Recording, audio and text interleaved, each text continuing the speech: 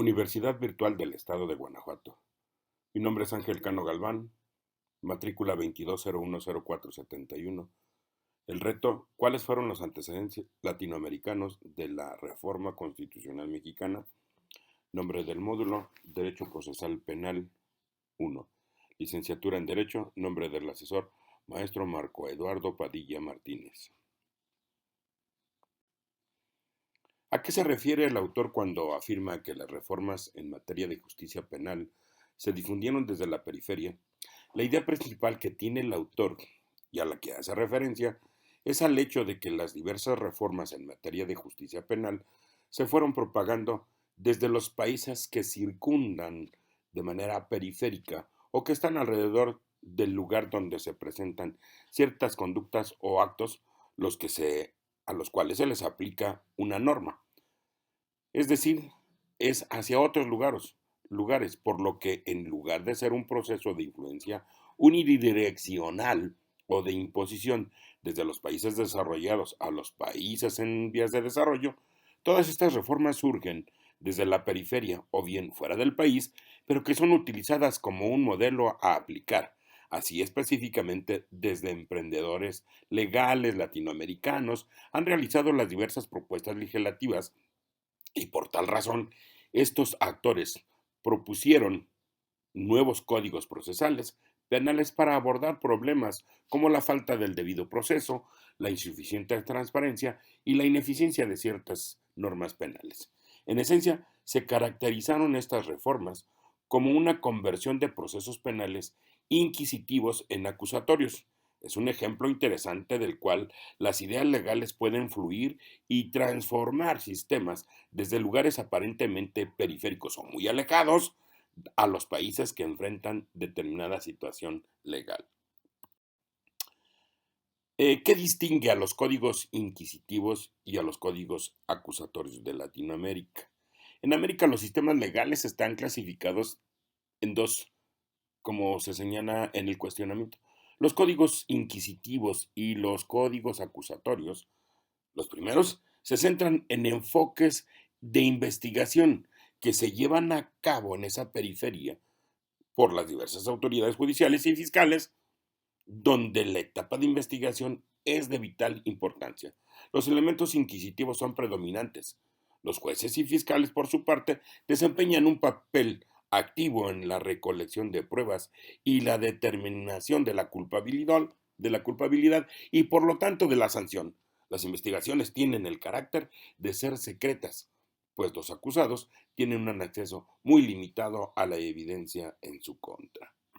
Ahora bien, por su parte, los códigos acusatorios están fundamentados en los principios de contradicción y la legalidad de armas entre la acusación y la defensa, por lo que en la etapa del juicio normalmente los elementos acusatorios son más predominantes, pues las partes presentan sus argumentos y pruebas ante un tribunal con un carácter más imparcial, llevándose a cabo las audiencias de forma o de manera pública, por lo que los acusados tienen el derecho de conocer las evidencias en su contra. En ese sentido, podemos determinar, en cuanto a los códigos inquisitivos, estos asignan y facultan a la autoridad para que realice la investigación y juzgue pertinente los códigos acusatorios que promueven la participación activa de las partes y la transparencia en el proceso legal.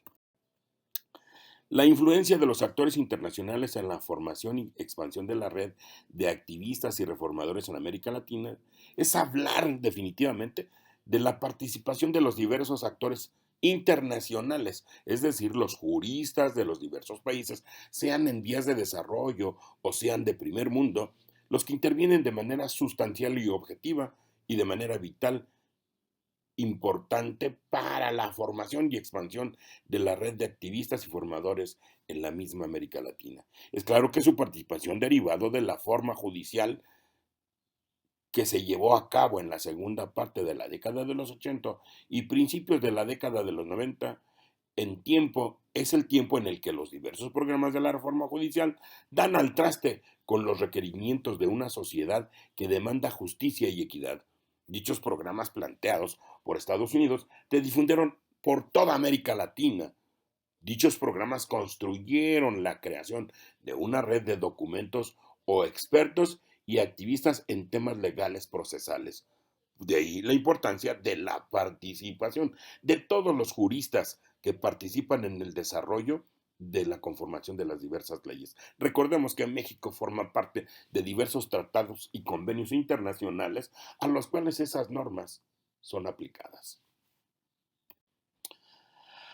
En mi opinión, la investigación que realiza Máximo Langer y la reforma constitucional mexicana en materia de seguridad pública y justicia penal en México tiene una relación muy estrecha y de carácter muy importante, en algunos aspectos que permiten que el legislador, el jurista o el profesional del derecho identifique esos elementos al momento de enfrentar como profesional del derecho alguna situación de esta naturaleza. Pues si bien se deben tomar en consideración aspectos como los derechos humanos, ya que si estos en su oportunidad sufrieron ciertos cambios, y desde luego ciertos agravios dentro del régimen de seguridad o de justicia a aplicar constitucionalmente, se deben de llevar a cabo las correcciones. Ahora, bien, debemos resaltar que dichos cambios se comenzaron a gestar desde el año 2008 y de la misma forma se comenzaron a determinar y establecer en la reforma del 2019.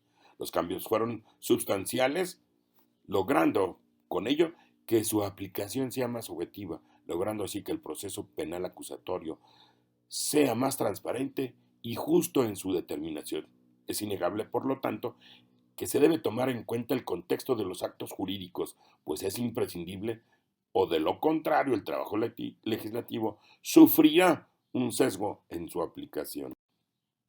De igual forma, Langer pone de manifiesto la importancia que reviste que los actos sucesivos o sucedidos en la periferia, que igual que sucede en algún país y desarrollado o en uno en vías de desarrollo, permite abonar a la justicia pronta y expedita en materia de seguridad y de justicia penal. De esta forma, los acontecimientos que se presentan en algunos países tal vez de tercer mundo, permiten señalar que estos también se pueden efectuar en los de primer nivel, si es que existen. Lo importante de mi obviedad es que son seres humanos los que realizan esos actos y por lo tanto son los mismos en los que estén ubicados en cualquier parte del mundo. En ese orden de ideas, es menester que el proceso penal sea más claro y transparente. Por ello, el trabajo de Máximo Langer y las reformas constitucionales han servido de herramienta para modelar o estructurar el sistema de justicia penal y seguridad en nuestro país. Muchas gracias.